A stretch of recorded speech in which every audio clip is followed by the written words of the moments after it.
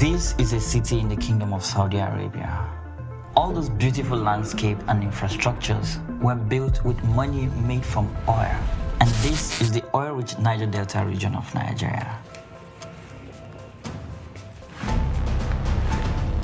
Images like this make one wonder, why is the oil-rich nation of Nigeria not so rich?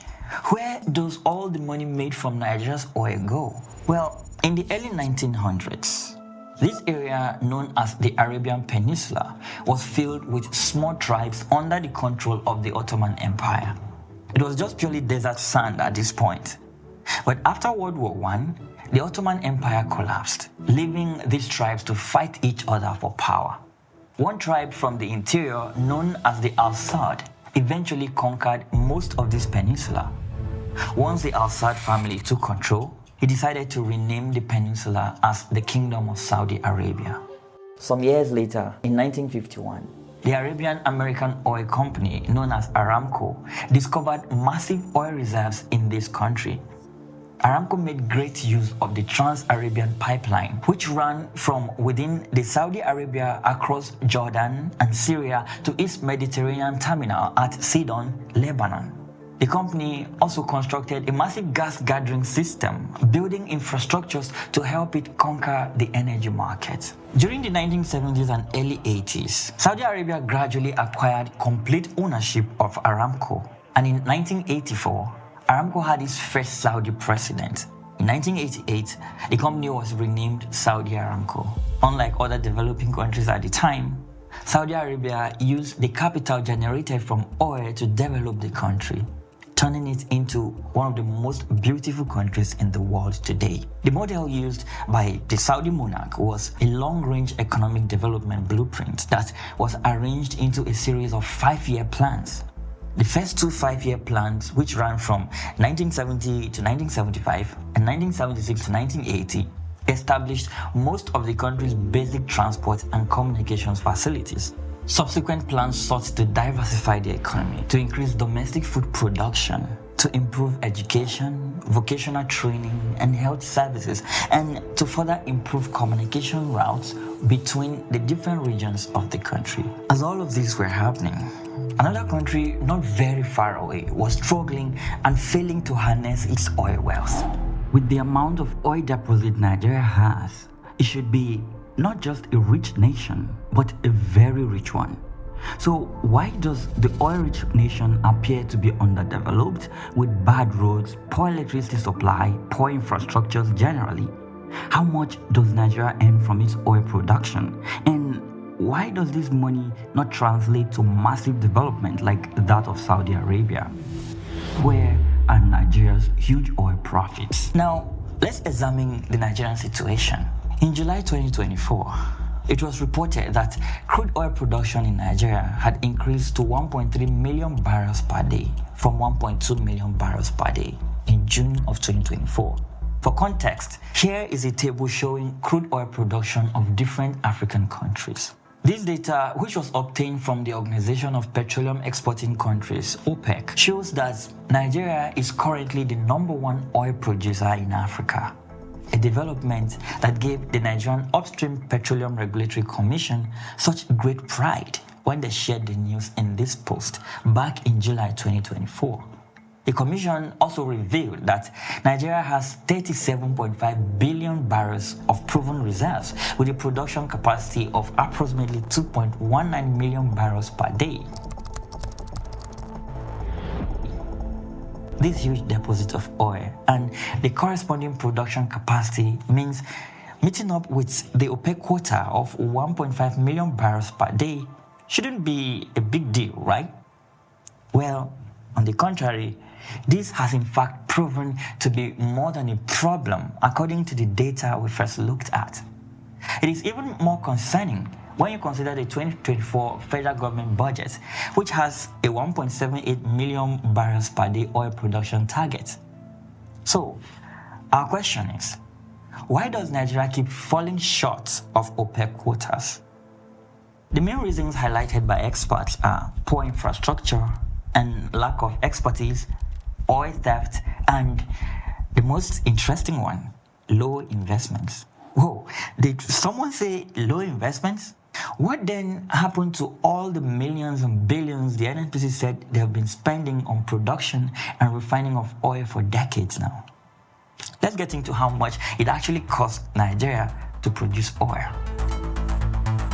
On March 12, 2024, a Punch newspaper publication revealed that Nigeria spends $48 to produce 1 barrel of oil every day. According to the chairman, House of Representative Committee on Finance, James Faleke, this amount is the highest spent by any country in the world on oil production. The report further revealed that Saudi Arabia spends $9 per barrel, Norway spends $21 per barrel, while the United States spends $24 per barrel in cost of production. However, Nigeria continues to spend more, even with lower production volume. But do you know why spending more for less is such a huge problem? In situations where crude oil prices fall to, let's say, $75 per barrel at the international market, the federal government would have to settle for a meager profit of just $27, which it then has to share with oil companies. According to Mr. Falake, the cost of crude oil extraction in Nigeria have been rising steadily since 2014, when it was actually $30 per barrel. To break this down further, let's do some basic maths here. The recent figures of how much oil Nigeria produces per day have been established at 1.3 million barrels per day. So, if a barrel costs $48 to produce, that means Nigeria is spending $62.4 million to produce 1.3 million barrels daily, or $22.7 billion to produce 474.5 million barrels of oil per year. Oil prices currently sell at around $76 per barrel at the international market. That means with cost of production at $48 per barrel, the profit per barrel being produced daily should be around $76 minus $48, which leaves us with $28 profit per barrel per day. So, Nigeria's 1.3 million barrels per day should be bringing in a profit of at least $36.4 million per day, or $13.2 billion per year. The amount seems big, yeah? Well, this profit sum doesn't go to the government. It is to be shared with oil companies, meaning less revenue for the federal government. This is where I take you on an interesting ride with me to this incredible investigation that revealed how Nigeria's lucrative oil profits are made to disappear. According to some 11.5 million leaked documents that were published by investigators in what is now known as the Panama Papers, Nigeria should be a rich country. In fact, a very rich one because of its mineral deposits. You see, there is a particular oil field roughly 100 kilometers from the Niger Delta called the Agbami oil fields. It is said to be the source of what has become known as Nigeria's black gold. According to a Brazilian oil company called Petrobras, Agbami, quote, holds more than 1 billion barrels of reserves and ranks among the single largest deepwater discoveries in the world.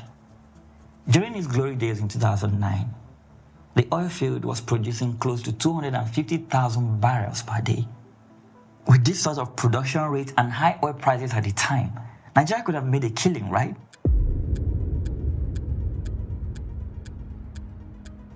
Well, according to the leaked documents in the Panama Papers and this database that shows the connections between oil rigs in Nigeria and the countries they are registered in and the companies that own, operate and manage them, these profits were lost to some greedy folks in the oil business. The investigation reveals that Star Deep, a Chevron company, operates the Agbami oil field alongside a company called Famfa Oil. Famfa Oil is part owned by Lagos's powerful Alakija family, as well as Petrobras, Statoil, and the Nigerian National Petroleum Corporation, NNPC. Remember that Agbami oil field is this very rich oil field with some more than 1 billion barrels of crude oil reserves.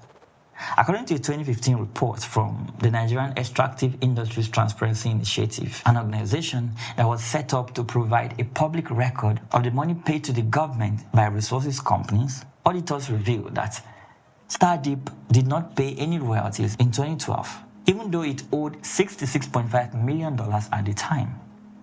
This investigation further revealed that some companies report false production volumes, others artificially hike costs to reduce their oil profits, and some use incorrect prices for oil sales in their tax returns, all to reduce how much is remitted to the Nigerian government.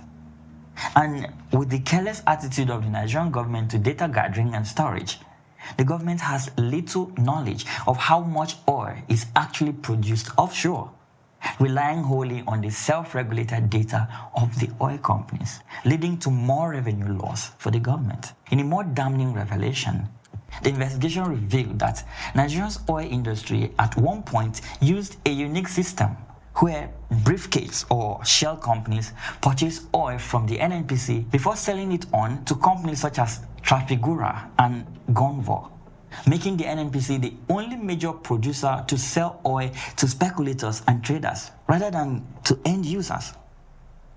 These traders are usually shell entities that make a profit from middleman fees. According to these Panama Papers, there was an oil purchase from the NNPC by a shell company. The deal is said to be worth an estimated $290 million from a shell company registered in Gibraltar, a tax haven. The company, named Lucius Trading, claimed it had offered oil to foreign European buyers that it was yet to purchase from an NNPC subsidiary. Lucius was requesting that Mossack Fonseca, the law firm whose data was leaked in the Panama Papers, assist it in finding a corresponding bank. And this was how we got to know about this transaction. By 2014, Nigeria's briefcase system was said to be responsible for 340 million barrels or $40 billion worth of oil contracts, using the Brent crude prices at the time. But aside from low oil production and companies defrauding the federal government with false reports and other fraudulent means, there's also the issue of oil theft that has plagued Nigeria for decades now.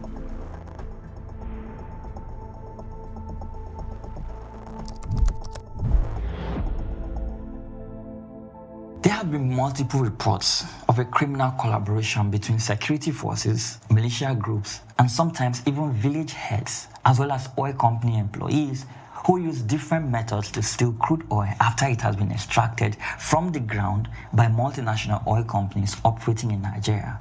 Some of the companies whose oil wells and pipelines have been largely targeted include ExxonMobil, Chevron, Equinor, Shell, and Agip.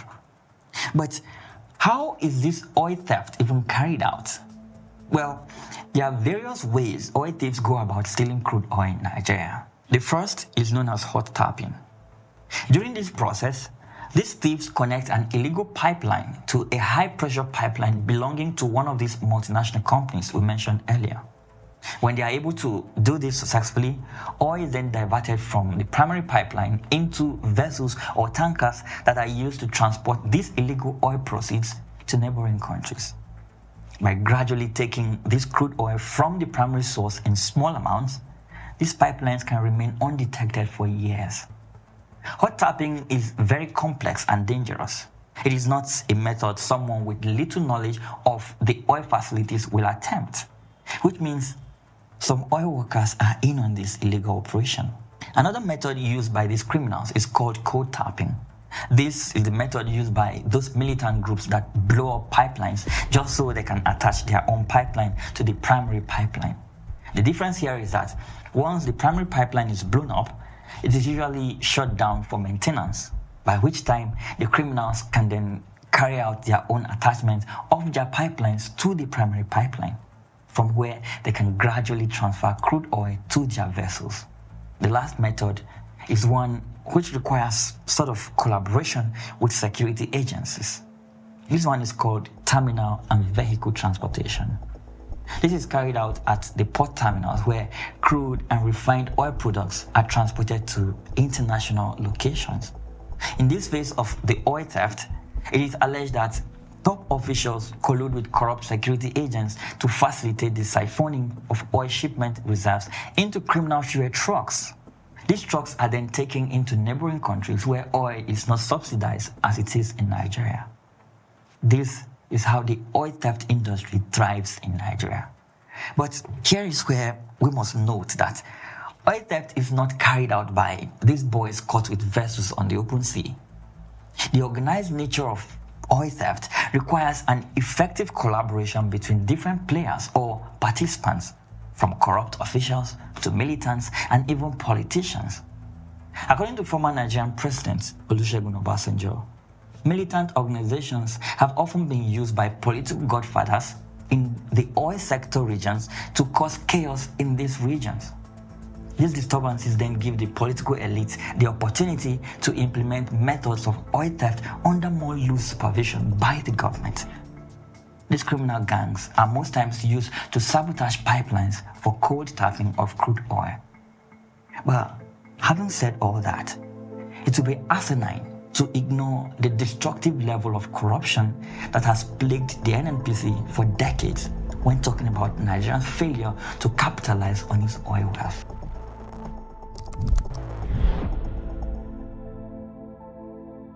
Now, here's what I mean. In 2013, the former governor of the Central Bank of Nigeria, Lamido Sanusi, alleged that the Nigerian National Petroleum Corporation, NNPC, had failed to remit $49.8 billion in oil revenues to the Nigerian government between 2012 and 2013. Sanusi's allegations were based on some analysis of the corporation's financial statements, which revealed that the NNPC had failed to account for a significant portion of the oil revenue it had generated during that period. The NNPC and the Nigerian government dismissed the allegations as baseless and politically motivated. However, in February 2014, the Nigerian National Assembly set up a committee to investigate these allegations of missing oil funds. The committee was led by a former chairman of the House of Representatives Committee on Finance, Abdulmumin Jibrin. Sanusi would later revise this allegation from $49.8 billion to $20 billion. At least money that has come into the central bank out of the $67 billion is $47 billion. So let us first of all make it clear that out of $67 billion NNPC shipped, $47 billion has been repatriated to the central bank. Now what we're talking about is the balance of the $20 billion. This was done after a reconciliation meeting with the NNPC and other government agencies. Well, after several months of investigation, the committee released a report in April 2014 in which it confirmed that the NNPC had failed to remit $20 billion in oil revenues to the Nigerian government between 2012 and 2013. The report also revealed that the NNPC had violated several Nigerian laws and regulations in its management of the country's oil resources. According to this committee, some of the reasons for the missing oil funds were lack of transparency and accountability in the NNPC's management of oil revenues. They also accused the NNPC of mismanagement of oil subsidies, resulting in billions of dollars in losses to the Nigerian government. Several key individuals and entities were mentioned as complicit in the misappropriation of the oil funds, including the NNPC, the Ministry of Petroleum Resources, and several oil companies and trading firms. The scandal led to protests and calls for the resignation of top government officials, including the Minister of Petroleum Resources at the time, Dezani Alison Madriki. There's also the then Group Managing Director of the NNPC, Andrea Kubo. The Nigerian government responded to the scandal by setting up several committees to investigate the allegations and recommended measures to address the issue. In November 2014, President Goodluck Jonathan ordered an independent forensic audit of the NNPC's account by PricewaterhouseCoopers, PwC, a global auditing firm. The PwC audit, which was completed in 2015, confirmed that the NNPC had in fact failed to remit $1.48 billion in oil revenues to the Nigerian government between 2010 and 2015. The audit also identified several weaknesses in the NNPC's financial management systems, including poor accounting practices and weak internal controls. But this was not just a one-off situation. There is the fuel subsidy scandal that plagued the oil giants a few years ago. The fuel subsidy scandal became a national concern when it was alleged that some importers and marketers had colluded with some corrupt government officials and agencies to inflate the amount of subsidies paid, resulting in the loss of billions of dollars to the Nigerian government. The scandal came to light in 2012 when the Nigerian government attempted to remove the fuel subsidy, resulting in protests and a nationwide strike.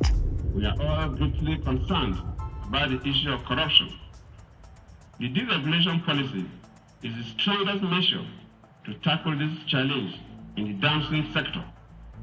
In addition, government is taking other steps to further sanitize the oil industry to ensure that the funds from petroleum subsidy removal are spent prudently on projects that will build a greater Nigeria.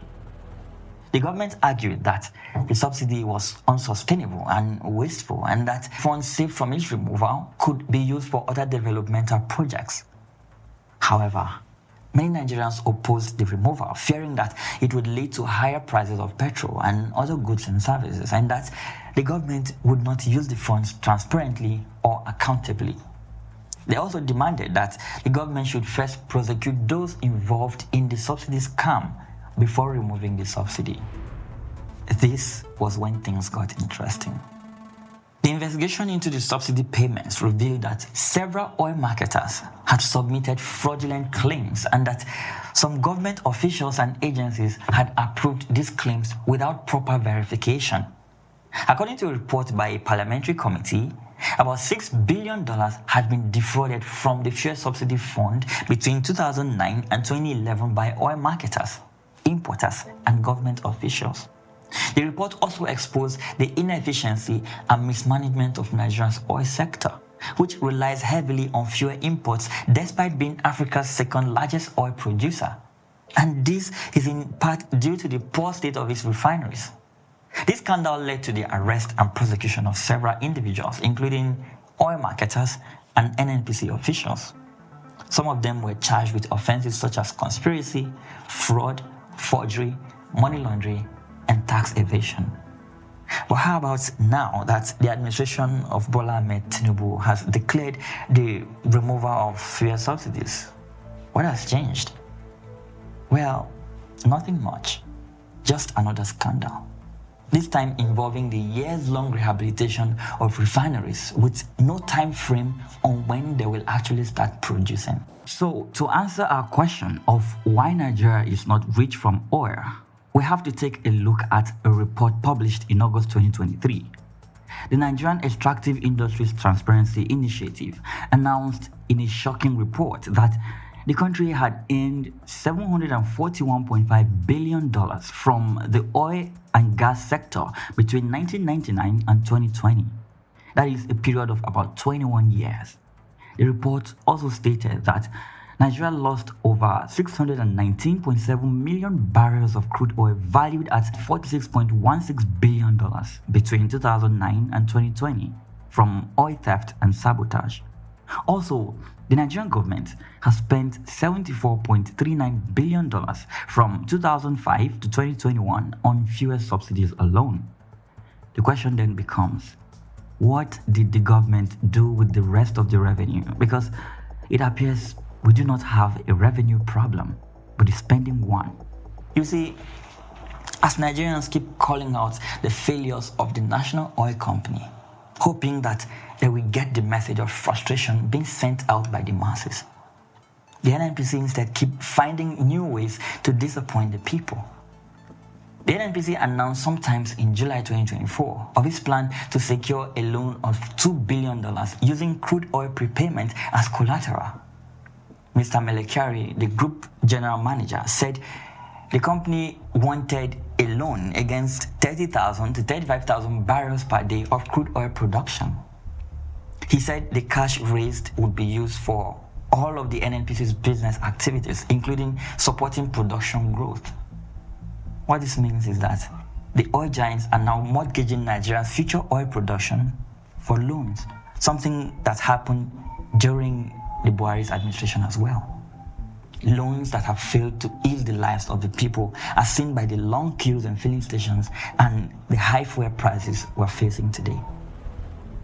By comparison, Saudi Aramco, the Saudi Arabian national oil company we talked about in the beginning of this video, they declared a total dividends of $124.3 billion in 2024, a rise of almost 30% compared with last year. It also increased payments by 30% to $97.8 billion after reporting the second highest annual profits in its history. So what exactly is our problem? When are we going to get it right in Nigeria? To help you understand how deep the rot in the system goes, we made another episode on the reason why Nigerian refineries are always broken. Do check it out if you haven't. I'm Jude Bela, and this is DeClassified on NewsCentral TV.